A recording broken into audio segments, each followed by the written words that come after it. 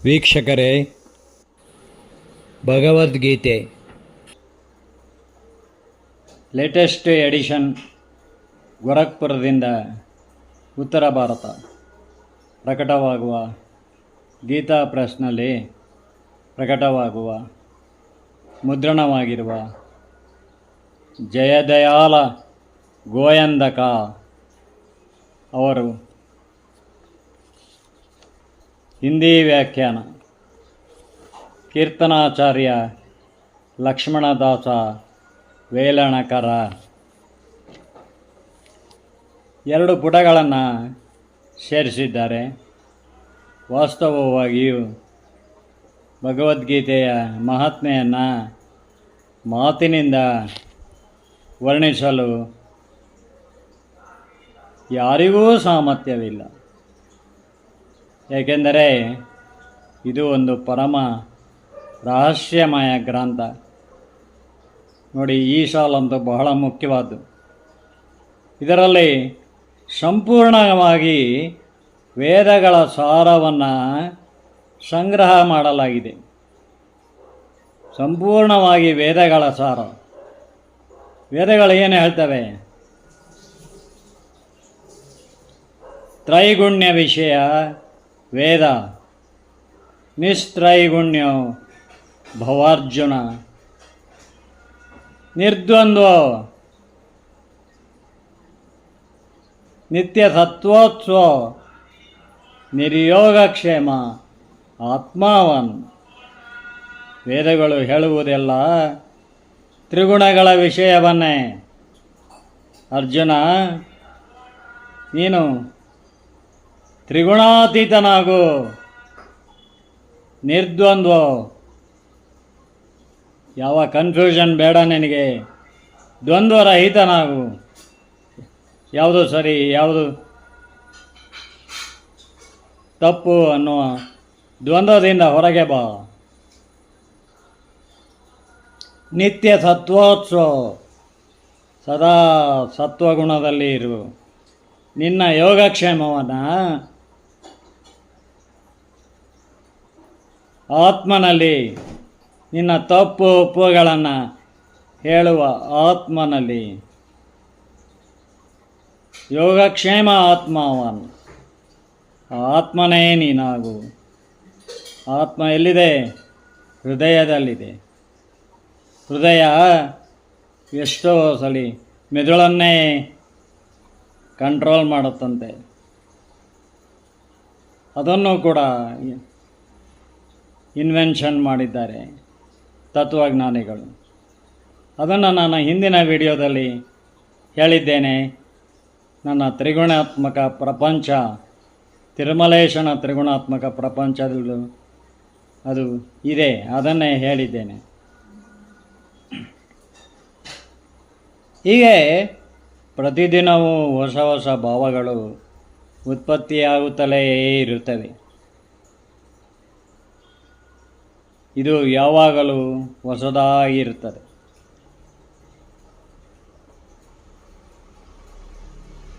ಬಹುಶಃ ಅವುಗಳಲ್ಲಿ ಅಲ್ಪ ಸ್ವಲ್ಪವಾದರೂ ಸಾಂಸಾರಿಕ ವಿಷಯ ದೊರೆಯುತ್ತಾ ಇರುತ್ತದೆ. ಅಲ್ಪ ಸ್ವಲ್ಪ ಯಾಕೆ, ಇದನ್ನು ಓದ್ತಾ ಇದ್ದರೆ,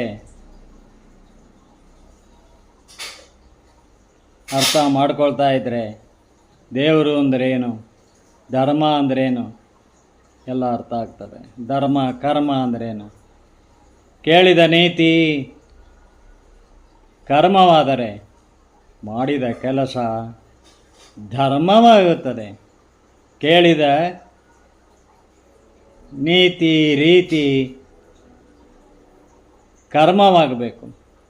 ಆಗ ಅದನ್ನು ಅನುಸರಿಸಿ ಮಾಡಿದ ಕೆಲಸ ಕರ್ಮ ಧರ್ಮವಾಗುತ್ತದೆ.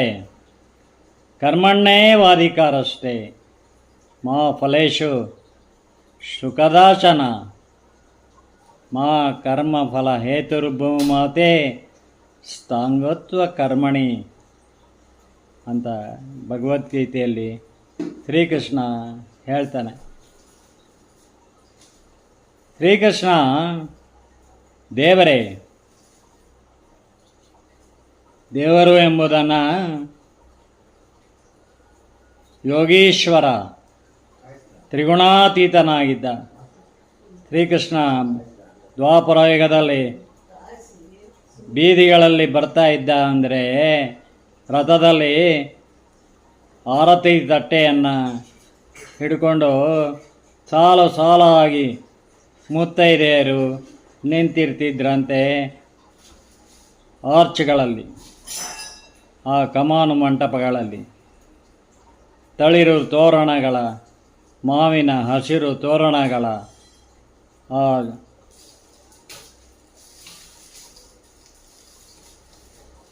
ಕಮಾನು ಮಂಟಪಗಳಲ್ಲಿ. ಅಂದರೆ ಶ್ರೀಕೃಷ್ಣನಲ್ಲಿ ಅವರು ದೇವರನ್ನು ಕಾಣ್ತಾ ಇದ್ದರು. ಯೋಗೀಶ್ವರನಾಗಿದ್ದ. ಯೋಗೀಶ್ವರ ಎಂಬ ಬಿರುದಾಂಕಿತನಾಗಿದ್ದಾನೆಂದರೆ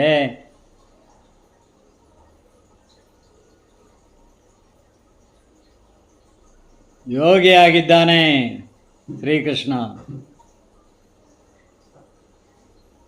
ಕಾಲಜ್ಞಾನಿ ಆಗಿದ್ದಾನೆ. ಮುಂದೇನಾಗುತ್ತದೆ ಅಂತ ಅಂಥವನಿಗೆ ನಾವು ಇವತ್ತು ಪ್ರಪಂಚದಾದ್ಯಂತ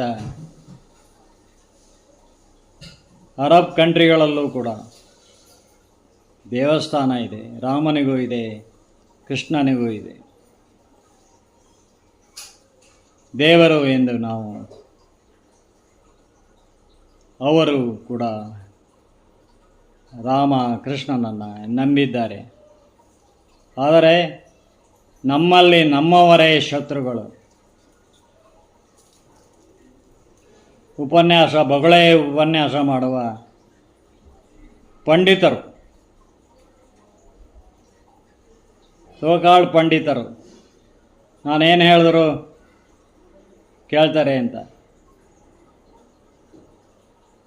ನಾನು ಪ್ರಾಯಶಃ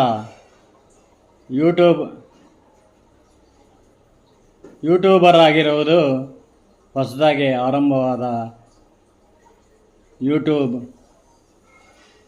ಆದ ವರ್ಷಗಳಲ್ಲೇ. ಅಷ್ಟು ಹಳಬ ನಾನು. ಈಗ ಪ್ರೀಮಿಯಂ ಮೆಂಬರ್ ನಾನೇ. ವರ್ಷಕ್ಕೆ 1,500,000 ರೂಪಾಯಿ ಕೊಡ್ತೀನಿ. ಇಲ್ಲಿ ಯಾವುದೋ ದಂಧೆ ಮಾಡಲ್ಲ ನಾನು. ಕೆಟ್ಟನಾಗಿ ಹೇಳಿದ್ರೇ ನನಗೆ ಜಾಸ್ತಿ ಈಗಿನ ಜನಕ್ಕೆ ರುಚಿಸುವಾಗಿ ಡೇಲ್ ಕಾರ್ನೆಗಿ ಹೇಳ್ತಾನೆ, ನಿನ್ನ ವೀಕ್ಷಕರಿಗೆ ಏನು ಬೇಕೋ, ಏನೋ ರುಚಿಸುತ್ತೋ ಅವರ ಅಭಿರುಚಿಗೆ ತಕ್ಕಂತೆ ನೀನು ಹೇಳು, ಆಗ ನಿನಗೆ ಆಡಿಯನ್ಸ್ ಬಹಳಷ್ಟು ಜನ ಆಗ್ತಾರೆ, ವೀಕ್ಷಕರು. ಅದನ್ನು ಮಾಡ್ತಾ ಇದ್ದಾನೆ ಒಬ್ಬ ಬೊಗಳೆ ಪಂಡಿತ. ಇವನ ಪತ್ರಿಕೆ ಬಿದ್ದೋಗಿದೆ ಇಲ್ಲದೇ ಇರೋ ಹೊಸದಿಗಂತ. ಈಗ ಇಲ್ಲಿ ಬಂದು ಕೂತ್ಕೊಂಡು ಬೊಗಳೆ ಬಿಡ್ತಾನೆ. ಅವರ ಪಾಪಕ್ಕೆ ಅವರು ಹೋಗ್ತಾರೆ. ಪಾಪ ಕರ್ಮ ಏನಿಲ್ಲ. ಯೂಟ್ಯೂಬ್ ದಂಧೆಕೋರ ಇವನು. ಭಗವಂತನ ಗುಣ, ಪ್ರಭಾವ ಮತ್ತು ರಹಸ್ಯದ ವರ್ಣನೆಯನ್ನು ಈ ಗೀತಾಶಾಸ್ತ್ರದಲ್ಲಿ ಕೇಳ್ಬೋದು. 1960ರ ದಶಕದಲ್ಲಿ ನಾನು 46ರಲ್ಲಿ ಹುಟ್ಟಿರೋದು. ಹೆಚ್ಚು ಕಡಿಮೆ ಹರೆಯಕ್ಕೆ ಕಾಲಿಟ್ಟ ದಿನಗಳು. ಆ ಕಾಲದಲ್ಲಿ ಶಿವಮೊಗ್ಗದ ಕಮಲಾ ನೆಹರು ಕಾಲೇಜ್, ಮಹಿಳೆಯರ ಕಾಲೇಜ್, ನೆಹರು ಹೆಂಡತಿ ಕಮಲಾ ನೆಹರು ಆಕೆಯ ಹೆಸರಲ್ಲಿ ಇದ್ದ ಆ ಕಾಲೇಜಿನಲ್ಲಿ ಯು ಆರ್ ಅನಂತಮೂರ್ತಿ ಮತ್ತು ಪೋಲಂಕಿ ರಾಮಮೂರ್ತಿ ಇಬ್ಬರು ಪ್ರೊಫೆಸರ್ಗಳು. ಯು ಆರ್ ಅನಂತಮೂರ್ತಿ ಅಂತೂ ಹೇಳೋದೇ ಬಿಡಿ ನಿಮಗಾಗಲೇ ಗೊತ್ತಾಗಿದೆ.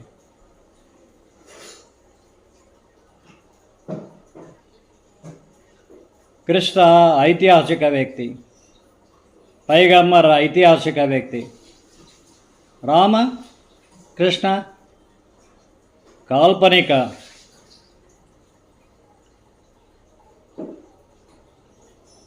ಅಂತ ಅವರ ಭಾಷಣದಲ್ಲಿ ತಿರಸ್ಕಾರವಾಗಿ ಹೇಳ್ತಾ ಇದ್ದ ಮನುಷ್ಯ. ಆಮೇಲೆ ಸಂಸ್ಕಾರ ಮಾಡ್ಕೊತಾರೆ. ಯಾವ ಸಂಸ್ಕಾರವನ್ನು ಬರೆದಂಥ ಆಡಿಕೊಂಡು ಶವ ಸಂಸ್ಕಾರವನ್ನು ಆಡಿಸ್ಕೊಂಡು ಕೆಟ್ಟನಾಗೆ ಅದನ್ನು ಹೀಗಳೆದು ಸಂಸ್ಕಾರ ಅನ್ನೋ ಪುಸ್ತಕವನ್ನು ಬರೆದಿದ್ರು. ಇವರ ಅನಂತಮೂರ್ತಿ 10 ವರ್ಷ ಯಾವ ಒಂದು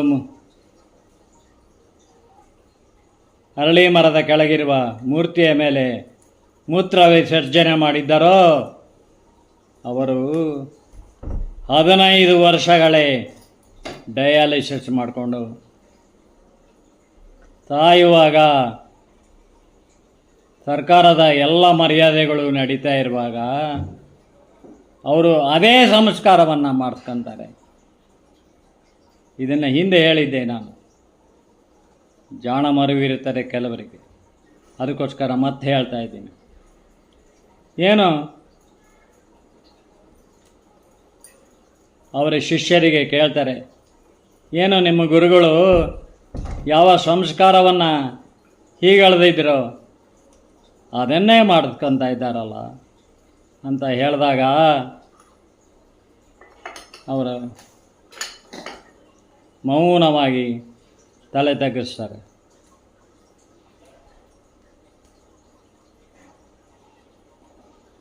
ನೋಡಿ, ಭಗವಂತನ ಗುಣ ಪ್ರಭಾವ, ಕಾಣದ ದೇವರು. ವೇದ ಅಂದರೆ ಬ್ರಹ್ಮಾಂಡಕ್ಕೆ ಸಂಬಂಧಿಸಿದ್ದು. ಬ್ರಹ್ಮಾಂಡದಲ್ಲಿ ದೇವ ಕಣಗಳಿವೆ ಎಂದು ಹೆಸರಿಟ್ಟರು ವಿಜ್ಞಾನಿಗಳು. ಅವು 2 ಕಡೆ ಇರ್ತವೆ. ಈ ಕಡೆ ನೋಡಿದ್ರು ಕೂಡ ಮೋಡದ ಮರೆಯಲ್ಲಿ ಅಲ್ಲೂ ಇರ್ತವೆ, ಇನ್ನೊಂದು ಕಡೆ ಹೋಗಿ ನೋಡಿದ್ರೆ ಅಲ್ಲೂ ಇರ್ತವೆ. 2 ಒಂದೇ ಥರ ಇರ್ತವೆ. ಅಲ್ಲಿ ಬೇರೆ ಇದ್ದಾವೆ, ಅದೇ ಇಲ್ಲಿ ಬಂದಿದೆಯಾ? ಇಲ್ಲ, ಅಲ್ಲೂ ಇರ್ತವೆ, ಇಲ್ಲೂ ಇರ್ತವೆ. ದೇವಕಣಗಳು, ಬೇರೆ ಏನು ಹೆಸರಿಡೋಕ್ಕಾಗಲಿಲ್ಲ ಅವರಿಗೆ. ಬಿಗ್ ಬ್ಯಾಂಗ್ ಅಂತ ಮಾಡಿದಾಗ ಅದಕ್ಕೆ ದೇವಕಣಗಳೆಂದು ಹೆಸರಿಟ್ಟರು. ಬ್ರಹ್ಮಾಂಡದಲ್ಲಿ ವೇದ ಇದೆ. ವೇದಘೋಷಗಳಿಂದ ಅವುಗಳನ್ನು ಆವಾಹನೆ ಮಾಡಿ ದೇವಾಲಯಗಳಲ್ಲಿ ಮೂರ್ತಿಗೆ ಪ್ರಾಣ ಪ್ರತಿಷ್ಠಾಪನೆ ಮಾಡ್ತಾರೆ. ಹೊಸದಾಗಿ ಒಂದು ದೇವಸ್ಥಾನ ಕಟ್ಟಿದಾಗ ಅಲ್ಲಿನ ಮೂರ್ತಿಗೆ ಪ್ರಾಣ ಪ್ರತಿಷ್ಠಾಪನೆ, ದೇವಕಣಗಳನ್ನು ಆಹ್ವಾನ ಮಾಡಿ ಆ ಮೂರ್ತಿಯಲ್ಲಿ ವೇದಘೋಷಗಳಿಂದ. ವೇದ ಅಂದರೆ ಯಾವುದು? ಬ್ರಹ್ಮಾಂಡಕ್ಕೆ ಸಂಬಂಧಿಸಿದೆ. ವೇದಘೋಷಗಳಿಂದ. ವೇದಘೋಷಗಳು ಅಂದ್ರೇನು? ಶ್ಲೋಕಗಳು. ಆರಾಧನೆ ಮಾಡಿ ಆ ಮೂರ್ತಿಯಲ್ಲಿ ಪ್ರಾಣ ಪ್ರತಿಷ್ಠಾಪನೆ ಮಾಡ್ತಾರೆ. ದೇವನವರ ಪ್ರತಿಷ್ಠಾಪನೆ ಅಂದರೆ ಏನಂತ ತಿಳ್ಕೊಂಡಿದ್ದೀರಿ? ಮುಗ್ಧರು, ದಡ್ಡರು, ಅನಕ್ಷರಸ್ಥರು ಆ ಮೂರ್ತಿಯ ಮೇಲೆ ಹೂವಿನ ಅಪ್ಪಣೆ ಕೇಳ್ತಾರೆ. ಏ ರಂಗಪ್ಪ, ಎಡಕ್ಕೋ ಬಲಕ್ಕೋ ಕೊಡು ಕೃಷ್ಣ, ಎಡಕ್ಕೋ ಬಲಕ್ಕೋ ಕೊಡಪ್ಪ. ಅಯ್ಯೋ, ತಲೆ ಮೇಲಿಂದ ಕೊಟ್ಟ, ನಾನೆಲ್ಲ ಹೊತ್ಕೊಂಡಿದ್ದೀನಿ, ಹೋಗು ಅಂತಾನ. ಎಡಕ್ಕೋ ಬಲಕ್ಕೋ ಕೊಟ್ಟರೆ, ಎಡಕ್ಕೆ ಕೊಟ್ಟರೆ ನಾನು ಹೋಗೋ ಕೆಲಸ ಆಗಲ್ವಾ? ಮದುವೆ ಬೇಡವಾ? ಇದು ನಿಶ್ಚಿತಾರ್ಥ ಮಾಡೋದು ಬೇಡವಾ? ಸರಿ, ಬಲಕ್ಕೆ ಕೊಟ್ಟರೆ ಮಾಡ್ಬೋದಾ? ಎಲ್ಲ ನೀನು ಅಪ್ಪಣೆ ಕೊಟ್ಟಿದ್ದೀಯಪ್ಪ, ನಾ ಧೈರ್ಯವಾಗಿ ಮುಂದುವರಿತೀನಿ. ಬಲಕ್ಕೆ ತಲೆ ಮೇಲೆ ಹೊತ್ಕೊಂಡಿದ್ದೀನಿ ಅಂತಂದರೆ ಇನ್ನೂ ಸ್ವಲ್ಪ ದಿವಸ ಕಾಯ್ಬೇಕಾ, ಬೇರೆ ಕಡೆ ನೋಡಬೇಕಾ ಅಂತ ಹೀಗೆ ಮೂರ್ತಿ ಎದುರುಗಡೆ ಕೂತ್ಕೊಂಡು ಮಾತಾಡುವುದನ್ನು ನಾನು ನೋಡಿದ್ದೇನೆ, ನೀವು ನೋಡಿರ್ತೀರಿ.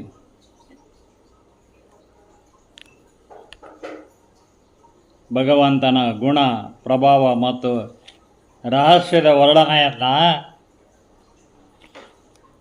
ವೇದಗಳು ಅಂದರೆ ಏನು? ನಾನು ಆಗಲೇ ಹೇಳಿದಾಗೆ 3 ವೇದಗಳು ಹೇಳುವುದೆಲ್ಲ ತ್ರಿಗುಣಾತ್ಮಕ ತತ್ವ.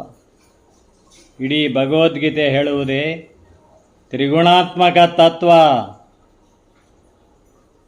ಸತ್ವಗುಣ, ರಜೋಗುಣ, ತಮೋಗುಣ. ಸತ್ವಗುಣ ಅಂದರೆ ಕಷ್ಟಪಟ್ಟೇ ಮೇಲೆ ಬರೋದು, ಸನ್ಮಾರ್ಗದಲ್ಲಿ ಇರೋದು.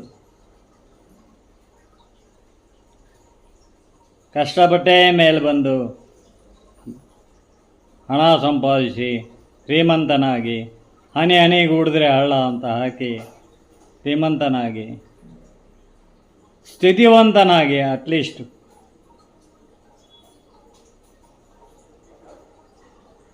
ವಿನಾ ದೈನೇನ ಜೀವನ, ಇನ್ನೊಬ್ಬರಿಗೆ ಕೈ ಚಾಚಿದಂಗೆ ಸ್ಥಿತಿವಂತನಾಗಿ ಬದುಕುವುದು, ಹಿಂತಿರುಗಿ ನೋಡಿದಾಗ ಹೆಮ್ಮೆ ಪಡೋದು.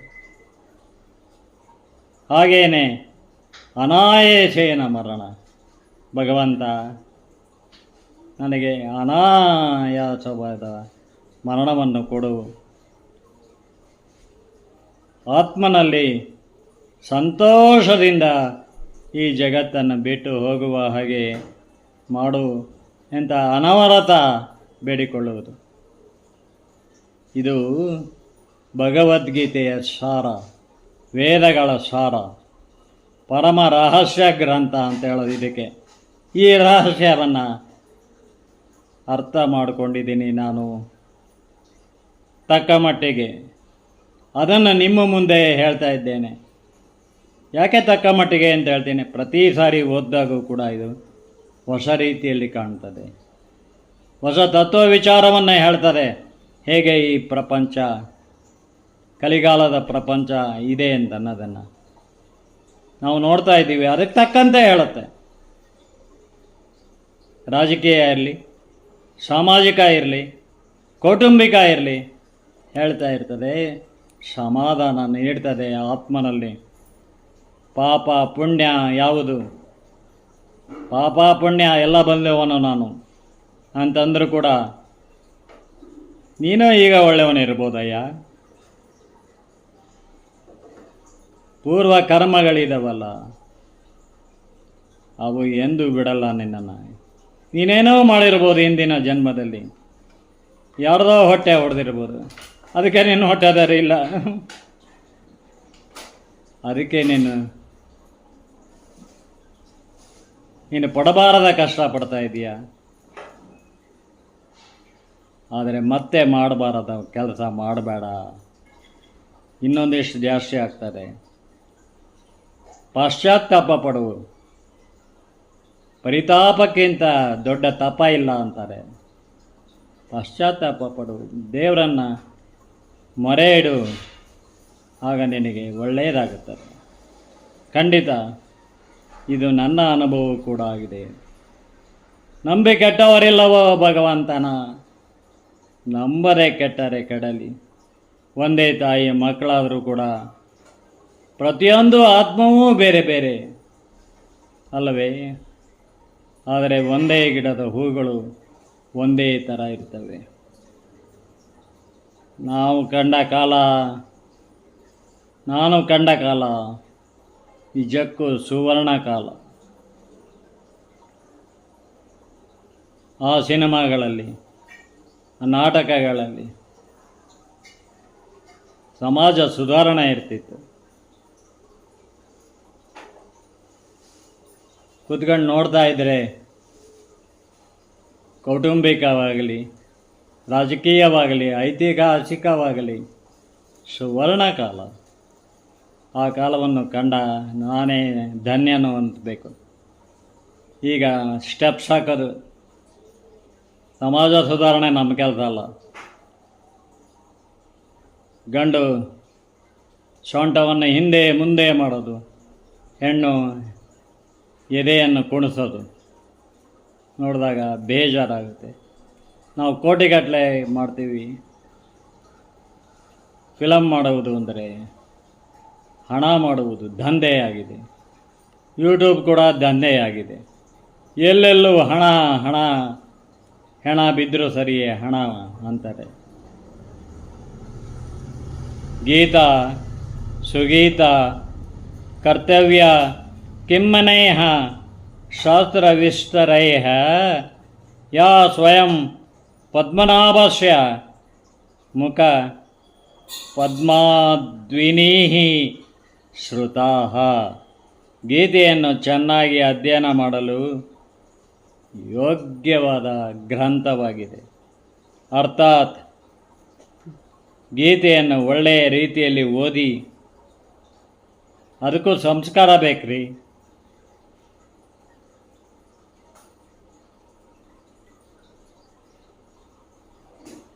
ಕೆಲವರಿಗೆ ಮೊಸರಲ್ಲೂ ಕಲ್ಲು ಹುಡುಕ್ತಾರೆ, ಅಂಥವ್ರಿದ್ದಾರೆ. ಅಂಥವ್ರಿಗೆ ಏನೇನೋ ಕಾಣುತ್ತಿಲ್ಲ. ಓದಿ ಅರ್ಥ ಮತ್ತು ಭಾವ ಸಹಿತ ಅಂತಃಕರಣದಲ್ಲಿ ಗ್ರಹಿಸಿಕೊಳ್ಳುವುದು ಮುಖ್ಯವಾದ ಕರ್ತವ್ಯ. ಏಕೆಂದರೆ ಪದ್ಮನಾಭ ವಿಷ್ಣು ಭಗವಂತನು ಸ್ವನ್ನ ಮುಖಾರವಿಂದದಿಂದ ಹೇಳಿರುತ್ತಾನೆ. ಈಗ ಕೃಷ್ಣ ದೇವರೇ ಅಂತೀರ, ಕೃಷ್ಣ ಕಳ್ಳ ಅಂತೀರ. ಅವನು ಹೇಳಿದ್ದು ಅವನು ನಿಜವಾಗ್ಲೂ ದೇವರೇ ಇದೆ. ಅವನು ಹೋಗ್ರಿ ರಾಮನ ದೇವಸ್ಥಾನದಲ್ಲಿ ನಿಂತ್ಕೊಂಡು ಕೇಳಿ,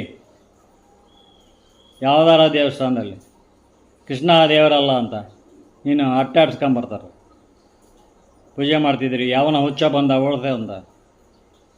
ಕೃಷ್ಣನ ದೇವಸ್ಥಾನದಲ್ಲಿ ನಿಂತ್ಕೊಳ್ರಿ, ಹೇಳಿ ಹೊಡೆದ್ರಲ್ಲೇ ಅವನು ಯಾವನ ಹುಚ್ಚ ಅಂತಾರೆ.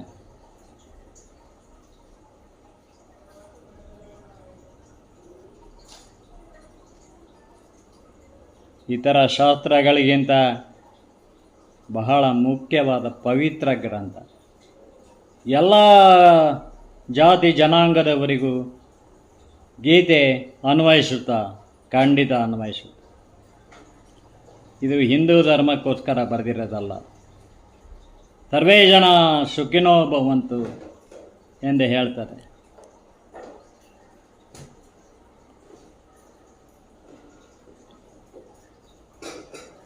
ಲೋಕ ಸಮಸ್ತ ಸುಖಿನೋ ಭವ ಅಂತಲೂ ಹೇಳ್ತಾರೆ.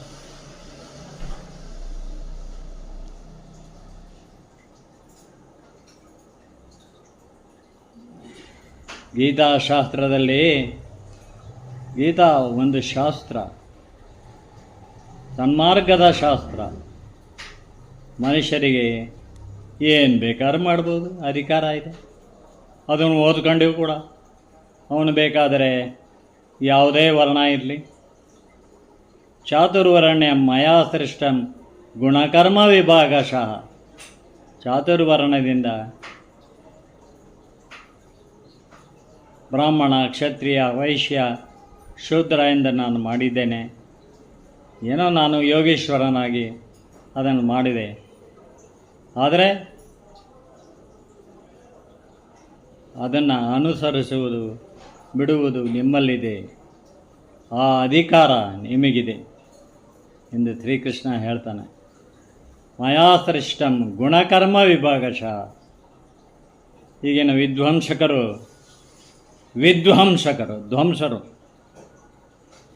ಚಾತುರ್ವರ್ಣ್ಯ ಮಾಡಿಬಿಟ್ಟಿದ, ಗುಣಕರ್ಮ ವಿಭಾಗಶಃ ಬಿಟ್ಬಿಡ್ತಾರೆ.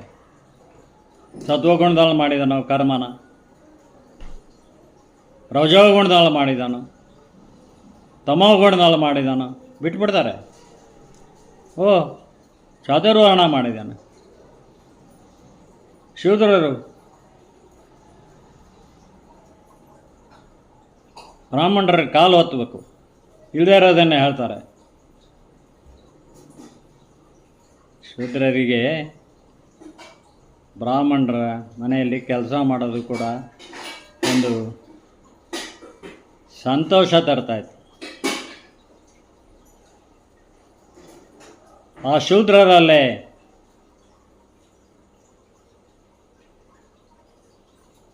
ದೈವಾಂಶ ಸಂಭೂತರಿದ್ದರು, ದೇವರನ್ನು ನಂಬಿದವರಿದ್ದರು.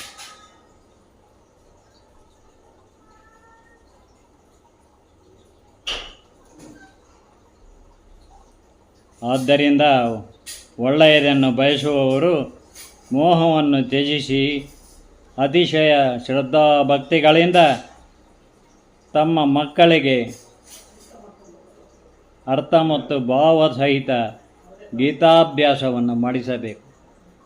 ಈಗ ಶಾಲೆಯಲ್ಲಿ ಗೀತೆಯ ಪಠ್ಯವನ್ನಾಗಿ ಒಂದು ನಾನ್ ಡೀಟೇಲ್ ಅಂತಾರೆ ಸೇರಿಸಬೇಕು ಅಂತ ಹೇಳಿದ್ರೆ ಕೇಸರೀಕರಣ ಆಗುತ್ತೆ, ಅದು BJP ಆಗ್ಬಿಡುತ್ತೆ. ಎಲ್ಲದರಲ್ಲೂ ರಾಜಕೀಯ ತರ್ತಾರೆ.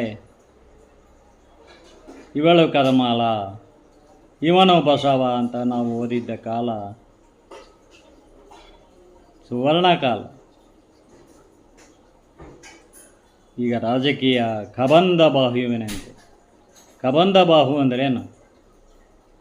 ಅವನ ಕೈ ಚಾಚದ ಅಂದರೆ ಅವನ ತೋಳಿನ ಆ ರೇಂಜ್, ಆ ಆವರಣದಲ್ಲಿ ಯಾರ್ಯಾರು ಬರ್ತಾರೋ ಅವನನ್ನೆಲ್ಲ ಎಳ್ಕೊಂಡು ನುಂಗ್ಬಿಡ್ತಾನೆ. ಕಬಂಧ ಬಾಹು ಛೇದಕ ರಾಮ. ರಾಮ ಬ್ರಾಹ್ಮಣ ದ್ವೇಷಿಯಂತೆ, ಸ್ತ್ರೀ ದ್ವೇಷಿಯಂತೆ. ಇವರೆಲ್ಲ ಯಾರು? ಇವರೆಲ್ಲ ಬ್ರಾಹ್ಮಣ ಪಂಡಿತರು, ಯೂಟ್ಯೂಬಲ್ಲಿ ದಂಧೆ ಮಾಡೋರು. ಆದ್ದರಿಂದ ಒಳ್ಳೆಯದನ್ನು ಬಯಸುವವರು ಮೋಹನವನ್ನು ತ್ಯಜಿಸಿ ಅತಿಶಯ ಶ್ರದ್ಧಾಭಕ್ತಿಗಳಿಂದ ತಮ್ಮ ಮಕ್ಕಳಿಗೆ ಕೂರಿಸಿಕೊಂಡು, ಭೀಷ್ಮ ಕೂಡ ರಾಮಾಯಣವನ್ನು ಕೌರವ ಪಾಂಡವರ ಮಕ್ಕಳಿದ್ದಾಗ ಅವನನ್ನು ಕೂರಿಸ್ಕೊಂಡು ಹೇಳ್ತಾ ಇದ್ದರೆ, ಈ ದುರ್ಯೋಧನನ್ನು ಕೂಟ್ಲವ್ರು ಇದ್ದಾರಲ್ಲ ತಮ್ಮಂದಿರು, ದುರ್ಯೋಧನ ಎದ್ದು ಓಡೋಗ್ಬಿಡ್ತಿದ್ರು, ನಮಗೆಲ್ಲ ಅದು ಅಂತ. ಆದರೆ ಪಾಂಡವರು ಕೂತ್ಕೊಂಡು ಕೇಳ್ತಾ ಇದ್ರು. ಭೀಷ್ಮನನ್ನು ಕೆಟ್ಟನಾಗಿ ಚಿತ್ರಿಸ್ತಾರೆ. ಕೊನೆಗೆ ಶರಶೈಯಲ್ಲಿ ಮಲಗಿದ್ದ ಭೀಷ್ಮನನ್ನು ಕರ್ಣ ಒಬ್ಬನೇ ಹೋಗಿ ಭೇಟಿ ಆಗ್ತಾನೆ. ಪಾಂಡವರೆಲ್ಲ ಭೇಟಿ ಆದಮೇಲೆ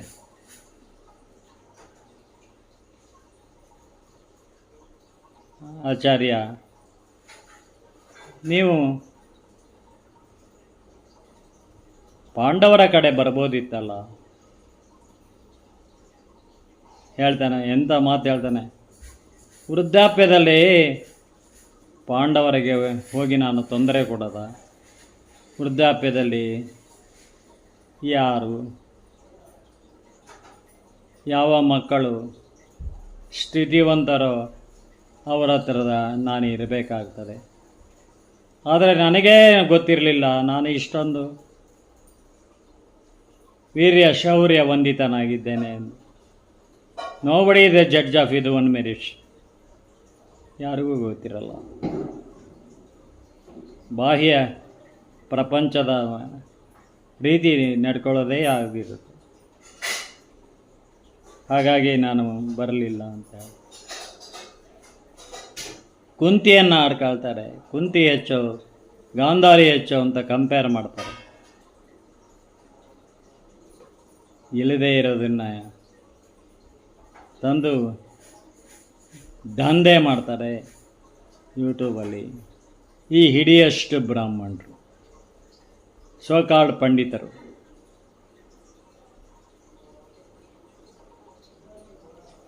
ಆದ್ದರಿಂದ ಒಳ್ಳೆಯದನ್ನು ಬಯಸುವವರು ದುರ್ಬಲವಾದ ಮಾನವ ಶರೀರ. ಮತ್ತೆ ಮನುಷ್ಯರಾಗಿ ಹುಡ್ತೀವೋ ಇಲ್ಲೋ, ಸಾಧನೆಯಲ್ಲಿ ತತ್ಪರರಾಗಿರಬೇಕು. ಅತ್ಯಂತ ದುರ್ಲಭವಾದ ಮಾನವ ಜನ್ಮ ಶ್ರೇಷ್ಠವು. ಹುಚ್ಚಪ್ಪಗಳಿರ, ಹಾನಿ ಮಾಡಲಿ ಬೇಡಿ. ಹುಚ್ಚಪ್ಪಗಳಿರ ಎಷ್ಟು ಶ್ರೇಷ್ಠ ಅಂದರೆ ವಿವೇಕಾನಂದರು ಹೇಳ್ತಾರೆ, don't think you are weak, get up and express the you can do anything and everything and express the divinity within. ಎದ್ದೇಳು, ನೀನು ವೀಕ್ ಅಂತ ತಿಳ್ಕೊಬೇಡ, ನೀನು ಕೈಲಾಗದವನು ಅಂತ ತಿಳ್ಕೊಬೇಡ, ನಿರ್ಬಲನು ಅಂತ ತಿಳ್ಕೊಬೇಡ. ಎದ್ದೇಳು, ನಿನ್ನಲ್ಲೂ ಇದ್ದಾನೆ ದೇವರು, ನಿನ್ನ ಹೃದಯದಲ್ಲಿದ್ದಾನೆ. ಆ ದೈವತ್ವವನ್ನು ಪ್ರಕಟಗೊಳಿಸು, ಆ ದೇವರು ಆಡಿಸಿದಂತೆ ಆಡು, ಆತ್ಮನಲ್ಲಿ ಪರಮಾತ್ಮನನ್ನು ಕಾಣುವ ಅಂತ ಹೇಳ್ತಾನೆ ವಿವೇಕಾನಂದರು.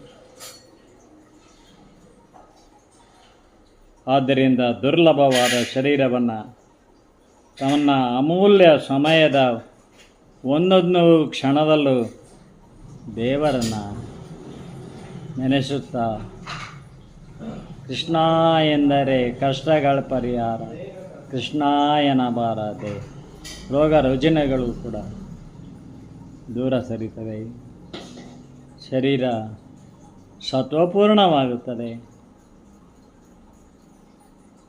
ಆತ್ಮನಲ್ಲಿ ಪರಮಾತ್ಮನಲ್ಲಿ ಯೋಗಕ್ಷೇಮವನ್ನು ನಾವು ಕಾಣುವಂಥವರಾಗ್ತೇವೆ. ಅರ್ಜುನನ ಹಾಗೆ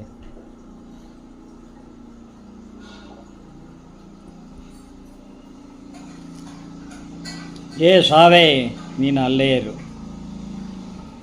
ಅಂತ 10 ವರ್ಷ ಬದುಕಿದಂಥ ಸಾಹಿತಿಗಳಿದ್ದಾರೆ. ಅನುಪಮ ನಿರಂಜನ ಕ್ಯಾನ್ಸರಿಂದ ಬಳಲ್ತಾ ಇದ್ದರೂ ಕೂಡ ನನಗಿನ್ನೂ ಕೆಲಸ ಇದೆ ಅಂತ ಇಚ್ಛಾಶಕ್ತಿ ಈ ಆತ್ಮನಿಗೆ ಇದೆ. ಯಾಕೆಂದರೆ ಅಲ್ಲಿ ಪರಮಾತ್ಮ ಇದ್ದಾನೆ ಎಂಬ ನಂಬಿಕೆ ಬಹಳ ಮುಖ್ಯ. ಅವನನ್ನು ಮರೆತು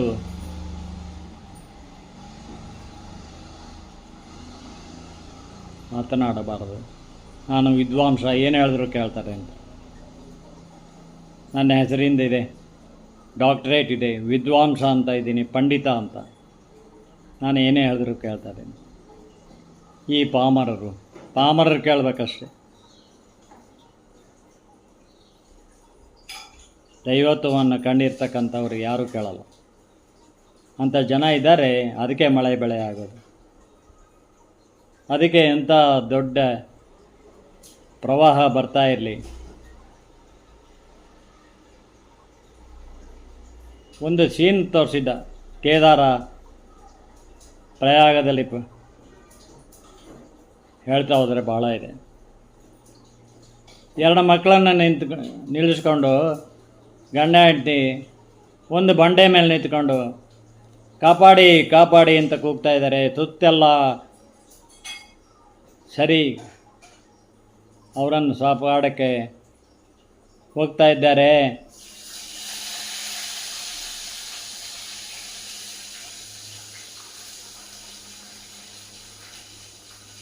ಆ ಚಕ್ರದಂಥ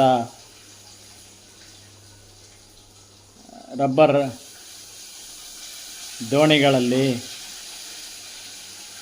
ಸೇವಿಂಗ್ ಸ್ಟಾಪ್ ಇನ್ನೇನು ಹತ್ತಿರ ಹೋದರು ಅನ್ನೋ ಹೊತ್ತಿಗೆ ಒಂದು ದೊಡ್ಡ ಅಲೆ ಬಂದು ಆ 2 ಮಕ್ಕಳ ಸಹಿತ ಸಂಸಾರ ಹೋಗಿಬಿಡುತ್ತೆ.